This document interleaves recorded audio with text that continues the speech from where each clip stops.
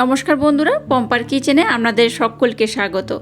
আজ আমি আপনাদের সাথে নিরামিষ মোগলাই পরোটার রেসিপি শেয়ার করব। কোনো রকম ডিম, পেঁয়াজ বা রসুন ছাড়াই শুধুমাত্র কাঁচা আলু আর আটা দিয়ে বানানো এই মোগলাই পরোটাটা যে কোনো নিরামিষ দিনে বা উপোসের দিনে বানিয়ে নিতে পারেন। এই মোগলাই পরোটার এতটাই টেস্ট হয় যে একবার খেলে বারবার বানাবেন, আর একবার না বানিয়ে খেলে আপনারা বিশ্বাসই করতে পারবেন না যে কাঁচা আলু দিয়ে এত সুন্দর একটা মোগলাই পরোটা বানানো যায়। তাহলে চলুন দেরি না করে একদম নিরামিষ পদ্ধতিতে আজকের এই মোগলাই পরোটার রেসিপিটা দেখে নেওয়া যাক। আজকে এই নিরামিষ মোগলাই বানানোর জন্য দেখুন এখানে আমি নিয়েছি এই বাটি মাপ করে 1 বাটি আটা। আপনারা চাইলে আটার পরিবর্তে কিন্তু ময়দাও ব্যবহার করতে পারেন। তো 1 বাটি আটা আমি নিয়ে নিলাম। এর মধ্যে সামান্য একটু লবণ দিয়ে দিলাম। লবণ দিয়ে আটাটাকে একটু ভালোভাবে মিক্সড করে নেব। ময়ামের জন্য দিয়ে দেবো 2 থেকে 3 চামচের মতো সাদা তেল। তেলটাকে প্রথমে একটু ভালোভাবে মেখে নেব। এইভাবে যদি একটু ভালোভাবে ময়াম করে নেন তাহলে কিন্তু আজকে যে মোগলাই পরোটাটা বানাবো সেটা কিন্তু বেশ মুচমুচে হবে আর ক্রিস্পি হবে। ভিতর থেকে পুরে ভরপুর হবে আর বাইরে থেকে কিন্তু বেশ ক্রিস্পি আর মুচমুচে হবে। এটাকে দেখুন খুব ভালোভাবে আমি ডলে ডলে মেখে নেব। দিয়ে দেবো সামান্য একটু কালো জিরে। কালো জিরেটা অপশনাল, ব্যবহার নাও করতে পারেন। এটা দিলে কিন্তু এর স্বাদটা দ্বিগুণ বেড়ে যায়। এবার এখানে দিয়ে দেবো জল। খুব বেশি জল একেবারে দেব না, অল্প অল্প দেব। আর খুব সুন্দর একটা টাইট ডো বানিয়ে নেব। ডোটা খুব নরম যেমন হবে না, খুব টাইট হবে না। সমস্ত উপকরণ একসাথে মেখে আমি আমাদের দেখাচ্ছি মিশ্রণটা কেমন হবে আর কেমন হলে আজকের এই মোগলাই পরোটা একদম পারফেক্ট হবে। দেখুন মিশ্রণটাকে আমি খুব ভালোভাবে রেডি করে নিয়েছি। আর মিশ্রণটা কেমন হয়েছে দেখুন, খুব নরম যেমন নয় আবার খুব টাইটও নয়, এরকম একটু হালকা টাইট, যেমন মিডিয়াম হলে যেমন হয় বা একটু হালকা টাইট হলে যেমন হয় সেইভাবে কিন্তু মাখাতে হবে। এবার এটাকে আমি 10 মিনিটের জন্য রেস্টে রেখে দেবো। 10 মিনিটের জন্য রেস্টে রাখলে কি হবে, এটা কিন্তু বেশ মোলায়েম হয়ে যাবে। ততক্ষণ এটা রেস্টে থাকুক, ততক্ষণ এর পুরটা আমি বানিয়ে নেব। এবার দেখুন একটা গ্রেটার নিয়েছে আর নিয়েছে একটা কাঁচা আলু। এখানে দেখুন গ্রেটারের মতো অনেকগুলো কিন্তু ছিদ্র রয়েছে, বড় ছোট মিডিয়াম এইভাবে কিন্তু অনেক ছিদ্র রয়েছে। তো আমি যেটা বড় সেটা দিয়েই কিন্তু এটাকে খুব ভালোভাবে গ্রেট করে নেব। দেখুন আলুটাকে আমি খুব ভালোভাবে কিন্তু গ্রেট করে নিয়েছি। আর একটা আলু দেখুন বেশ অনেকটাই কিন্তু হয়েছে, একটা আলু হলেই কিন্তু হয়ে যাবে।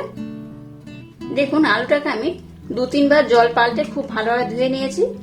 এবার এই জল থেকে খুব ভালোভাবে এটাকে কিন্তু এইভাবে নিগড়ে নিতে হবে। আলুর মধ্যে যেন না জল থাকে সেইভাবে কিন্তু জলটাকে খুব ভালোভাবে নিগড়ে নিতে হবে।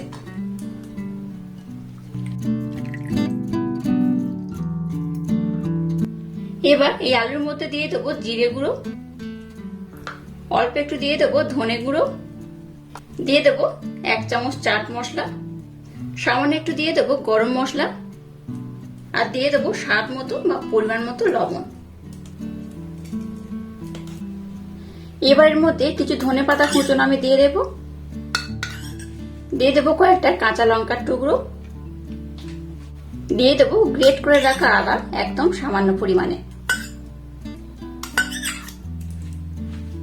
এবার সমস্ত উপকরণ হাত দিয়ে আমি খুব ভালোভাবে মেখে নেব। এটা যেহেতু আমি কাঁচা আলুর মোগলাই পরোটা বানাচ্ছি তাই সমস্ত উপকরণ কিন্তু এখানে আমি অ্যাড করলাম। আর এখানে কিন্তু আমি পেঁয়াজ ব্যবহার করছি না। আপনারা যদি নিরামিষ খেতে না চান তাহলে পেঁয়াজ, ডিম এগুলোর ব্যবহার করতে পারেন। আমি একদম নিরামিষ দিনের জন্যই বানাচ্ছি। নিরামিষ দিনে দেখবেন অনেক সময় শুধুমাত্র রুটি খেতে বা লুচি খেতে অনেকে পছন্দ করেন না, ভালো লাগে না, বা রুটি খেয়ে বা লুচি পরোটা খেয়ে কিন্তু অনেকটা বোর হয়ে যান। তো তারা কিন্তু এইভাবে একটু নতুন ধরনের রেসিপি বানিয়ে খেলে দারুণ হয়। এটাকে আমি খুব ভালোভাবে মেখে নিয়েছি। এবার দেখুন মিশ্রণটাকে আমি নিয়ে নিয়েছি। আর মিশ্রণটা দেখুন আগে থেকে কিন্তু বেশ অনেকটা সফট হয়ে গেছে, দেখে বুঝতেই পারছেন অনেকটাই সফট হয়ে গেছে। আবার একটু এটাকে আমি মেখে নেবো এইভাবে। এবার এটা থেকে আমি লেচি কেটে নেব। আপনারা যদি একটু বড় বড় বানাতে চান একটু বড় লেচি কাটবেন, যদি একটু ছোট বানাতে চান তাহলে কিন্তু ছোট ছোট লেচি কাটবেন। আমি কিন্তু খুব বড় বানাবো না, মিডিয়াম বানাবো। এখানে দেখুন আমি 4টে লেচি কাটবো। এবার এগুলোকে আমি একটু গোল করে নেব। এবার একটা পাত্রে একটু আমি আটা নিয়ে নিয়েছি, আটাটাকে উপর থেকে একটু দিয়ে দেব। আর একটা ডো আমি নিয়ে নিলাম। এবার ডোটাকে আমি বেলে নেব। যেমন করে রুটি বেলি ঠিক সেইভাবে কিন্তু বেলে নিতে হবে। খুব মোটা বা খুব পাতলা করার দরকার নেই, মিডিয়াম হলেই হবে। দেখুন এটাকে আমি কিন্তু গোল করে বেলে নিয়েছি। দেখতেই পাচ্ছেন কতটা পাতলা বা কতটা মোটা করেছি। এই দেখুন, খুব পাতলা যেমন করিনি, আবার খুব মোটাও নয়, এইভাবে বেলে নিতে হবে। এবার যে পুরটাকে আমি রেডি করলাম সেই পুরটা আমি এখানে দিয়ে দেব। পুরটা কিন্তু আপনারা একটু কম বেশি করে দিতে পারেন।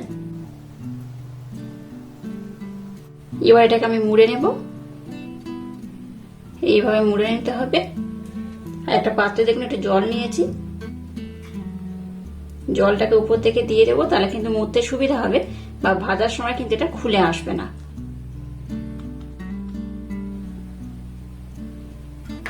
অবশ্য কিন্তু জল দিয়ে মুড়বেন, নতবা কিন্তু এটা ভাজার সময় খুলে যেতে পারে।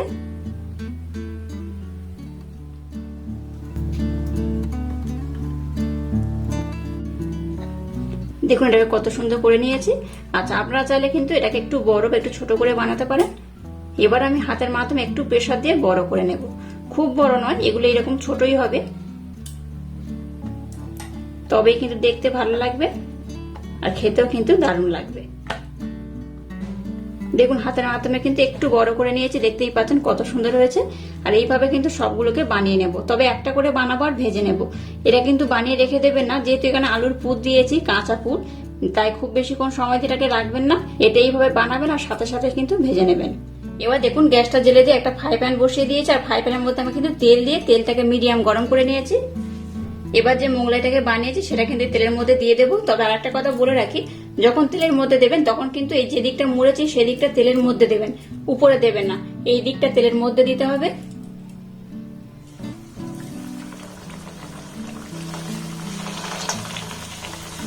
গ্যাসের ফ্লেমটাকে একদম লো রেখে এটাকে উল্টে পাল্টে কিন্তু ভাজতে হবে। উপর থেকে একটু তেল দিয়ে দেবো।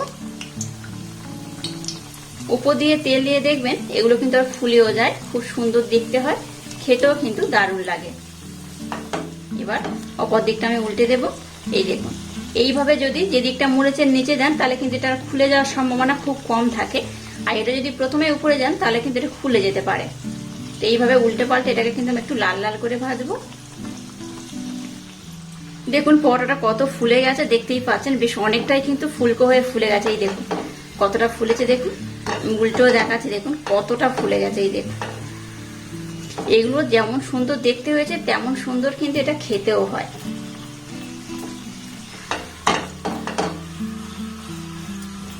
এটাকে কিন্তু আমি আর খুব বেশি লাল করব না, এইরকমই থাকবে। এবার এটাকে আমি উঠিয়ে নেব।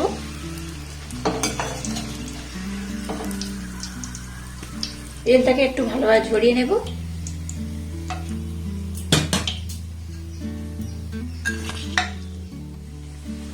আবার একটু আমি আটা নিয়ে নিলাম, একটা ডো আমি নিয়ে নিলাম। একইভাবে এটাকে আমি বেলে নেব। এটাকেও দেখুন আমি খুব ভালোভাবে বেলে নিয়েছি। আবারও আলুর পুরটা দিয়ে দেব।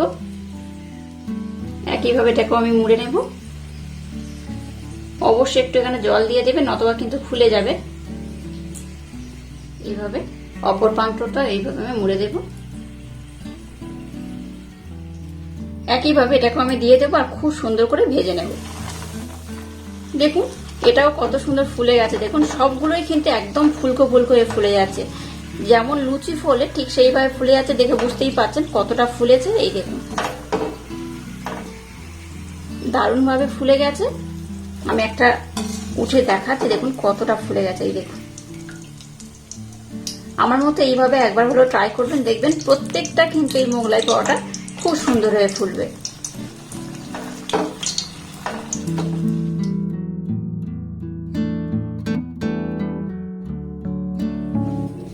দেখুন সমস্ত মোগলাইগুলোকে কিন্তু আমি খুব সুন্দর করে ভেজে নিয়েছি, আর একটু ঠান্ডা করে আমি আপনাদের দেখাচ্ছি, কারণ খুব গরম অবস্থা আমি কেটে আপনাদের দেখাতে পারবো না। এগুলো কতটা ফুলে গেছে দেখতেই পাচ্ছেন, কতটা ফুলে গেছে আর কত সুন্দর হয়েছে। এটা কিন্তু বাইরে থেকে বেশ ক্রিস্পি আর ভিতরে কিন্তু পুরে ভরপুর। অবশ্য আমার মতো একবার হলো ট্রাই করবেন, আশা করছি আপনাদের ভীষণ ভালো লাগবে। আর এইভাবে যে কোনো উপোসের দিনে বা নিরামিষ দিনে যদি এইভাবে মোগলাই পরোটা বানিয়ে নেয় তাহলে কিন্তু দারুণ লাগে। তো একটা ভেঙে আমি আপনাদের দেখাচ্ছি, দেখুন এটা কত সুন্দর হয়েছে, ভিতরে কিন্তু একদম পুরে ভরপুর। এই দেখুন ভিতরে একদম পুরে ভরপুর। আর বাইরে থেকে কিন্তু বেশ মুচমুচে। অবশ্যই একবার হলেও ট্রাই করবেন, আশা করছি আপনাদের ভীষণ ভালো লাগবে। আর আজকের এই ইউনিক স্টাইলে নিরামিষ মোগলাইয়ের রেসিপি যদি আপনাদের ভালো লাগে তাহলে চ্যানেলটাকে লাইক, শেয়ার, কমেন্ট এবং সাবস্ক্রাইব করবেন আর পাশে থাকা বেল আইকনটা প্রেস করে দেবেন। তাহলে টাটা, আবার দেখা হচ্ছে নতুন কোনো রেসিপি নিয়ে।